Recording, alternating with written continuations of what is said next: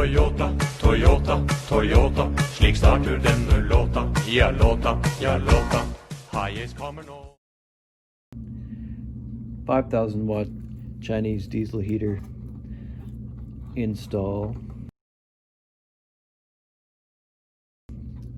Actually a reinstall, because originally I had it set up over there, and I put it there just because I was easy to plumb it, easy to vent it and everything, and it didn't really know where else to put it. When I first installed it, I didn't realize 5,000 watts was going to be way too much for this van. So it gets super hot, and it was chucking out so much heat, and I decided to add in the second vent. So I put in a Y into it, and it worked pretty good, but it was still pretty hot. So I had one coming out there, one coming out there. And then I added a third one because in winter camping, it gets really cold and icy, and there was actual ice formed in the back of this. So in order to keep this space heated, I wanted to have one back there. But I'm doing some work here, and I'm going to replace the rest of the flooring. Did some insulating and just some general upgrades. And at the same time, I'm going to relocate this heater back here. And I saw a guy in Victoria with the same van, and he had the same setup, and his was here. And so I decided to follow that model and move it. So it's really close to the exhaust, which is one reason why I moved it. So the exhaust outlet on this doesn't have to travel very far. There's a little muffler, and then it comes out the back with a little stainless steel piece that I made, rather than traveling about 5 or 6 feet across. It worked, but this will just be better, closer, because the exhaust rusted out. It was a 1-inch exhaust, and it got really rusty. It takes a lot of salt. I'm often by the ocean. There's a lot of salt air and road salt and stuff, so it just completely disintegrated. So I've gone ahead and measured and marked it all out, and I've got the holes located, the 2 big holes. Then I've got to drill a couple more as per this bracket.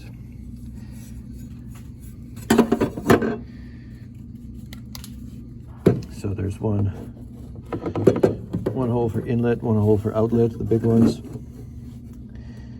for the air coming in and combusting and then exhausting out. And then one little hole for the diesel to come in, the fuel.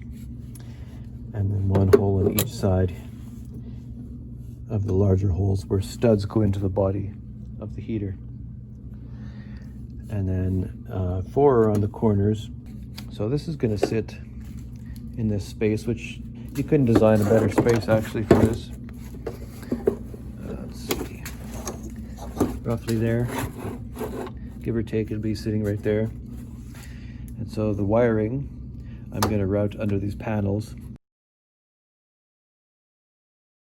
I've got to pull some other things out, but there's a good cable run in there right up to the front, where all the electronics and fuse panel is up in there. And then there's actually a port where it was like a sonar system came through, and a grommet for the fuel pump. That one or that one. And then the fuel pump will be up under here. And I've removed part of the exhaust. I've removed the hangers, got the tire off just to give me more room. And I cleaned it up, ground off, and I'm gonna put some primer on there and maybe some paint just to preserve it, because I don't want to put all the rust check, the oil that is kind of sprayed everywhere. You're not supposed to put it on your exhaust or anything like that, so that's where that'll go. Of course, these will be facing down through the floor.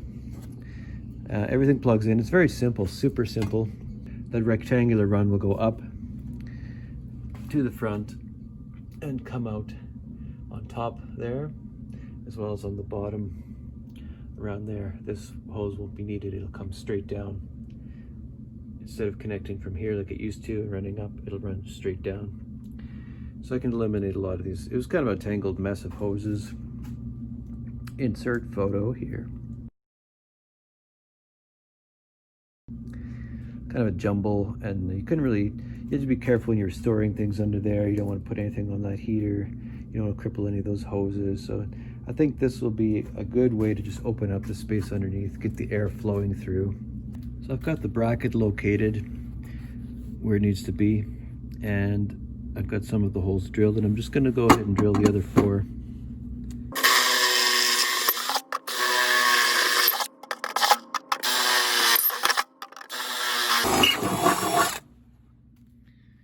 I know that's a bad noise. Squeaky drill bit. So that's where they come through the floor, and then the exhaust will just go out to here, and the fresh air will come probably, even if it sits up in here, I'm sure that's fine.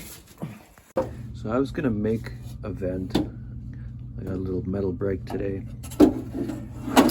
However, this one just happens to be the exact right size.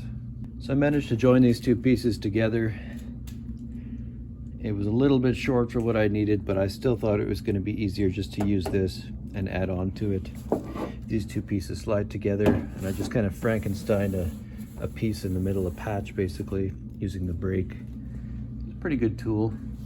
A little heavy duty for this aluminum stuff, but it worked really good to put these bends in.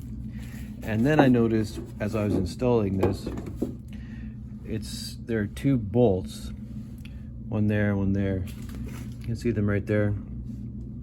So those spots are proud. Those are quite high, you know, 1/2 inch, 3/4 inch on top of that bolt head.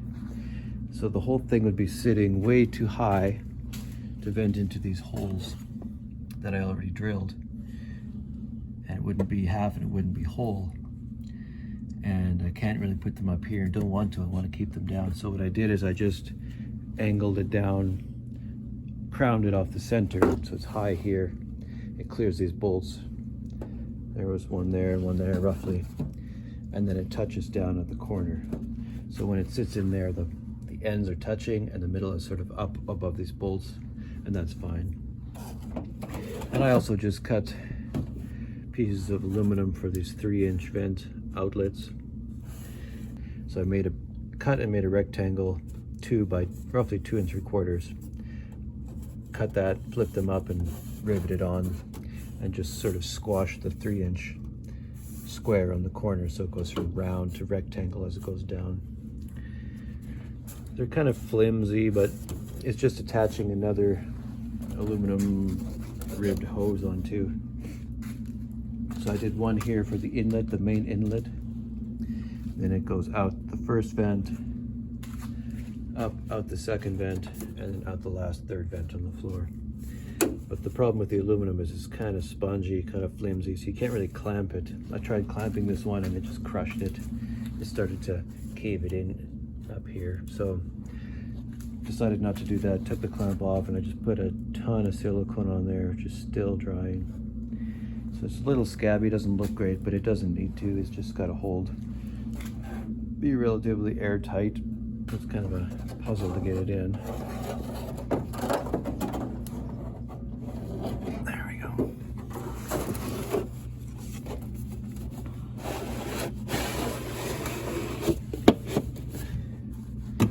And that's how the hot air system will work in this van.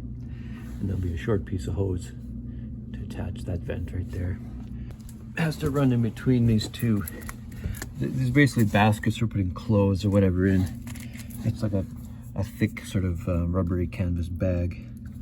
And so the space in between them is where this heater hose will run up, so it doesn't actually contact any of the contents.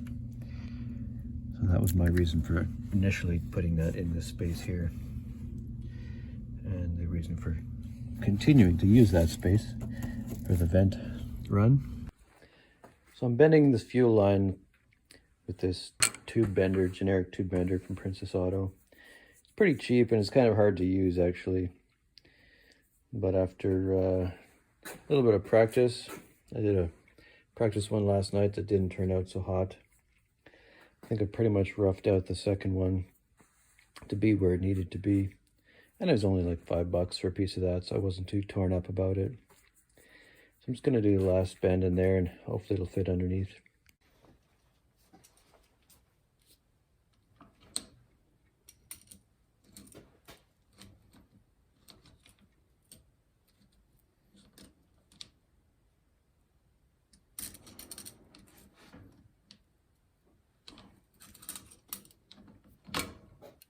There, so it's got a lot of compound bends in it. It's really difficult to make, and really hard to make the first one just from scratch.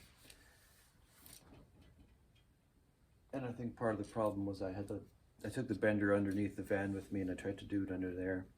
It worked to an extent, but it's really easier to have it clamped in here. And especially with the second one, like to have the pattern for the first one made and then take the second one and be able to rotate it, you know, relative to where the bends need to be, always thinking that the, you know, the bend is down. But I really just chewed up the first one too much, too many bends, rebends, bending it back. So I wasn't 100% convinced that I hadn't done something to sacrifice the integrity of the tubing, so I just bought a new one and rebent it. Much cleaner, much smoother. We'll see how that fits. So I've got the fuel line in, and this is just a hose to protect it, but it comes out of here. It had a flared fitting on the line, so I just left it on and then transitioned into this. And then this steps down into, I think it's 1/8 for this, very small one. So the line is in, the pump is in, it's wired. I just made use of this existing little access, I guess. It's where the sonar used to come out, the wires. And I've got all these studs in. Got them tightened into the bottom of the heater. And that line runs down there along the tank, gets strapped in. Final connection where that line terminates, back to the check valve, into the T from the fuel line and the filter. So I can't really check for leaks at this minute, but not anticipating any. Everything looks good. So the intake is mounted right here, just dangles down. The fuel line is on, and the exhaust line that I ordered from Amazon with the new muffler hasn't arrived yet. So I just put this one on temporarily, and it runs down here and is clamped onto a piece of stainless, but it's all really oily right now. But that's pretty much the right configuration. It's a little long. And I might just reuse this one because it's still in good shape. It's just a little bit oily. It's not really rusted like that other one, that other section was. There you can see the ducting is connected. Everything's in. Time for the test drive. So it's reconnected at the fuse box. Got 12.8 volts in the van battery. And this is the heater control. I would prefer a digital one, or one that would have temperature settings where you could set it to go on and off. This one is either off, and I think there are maybe 2 or 3 settings. There's low for sure, maybe a medium, and then a full blast. And even low, after a few minutes, it gets intolerably hot in here.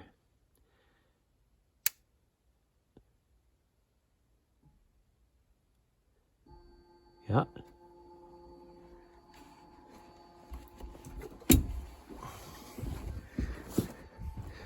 But I prefer the analog one because I think they're a lot more bulletproof. The ones with all the electronics on are prone to failure, so I don't want that. So the fan is running, it's doing a little preheat cycle, whatever it's going to do. And it'll start clicking, you'll hear that fuel pump.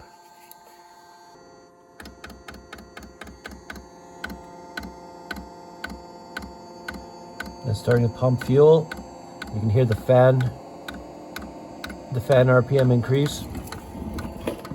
And I'll get a face full of soot here in a minute. Oh, that's hot.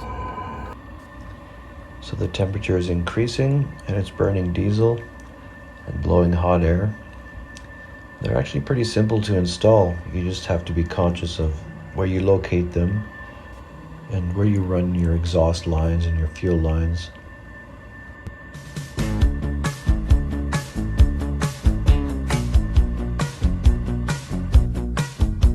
Toyota, Toyota, Toyota, slik starter den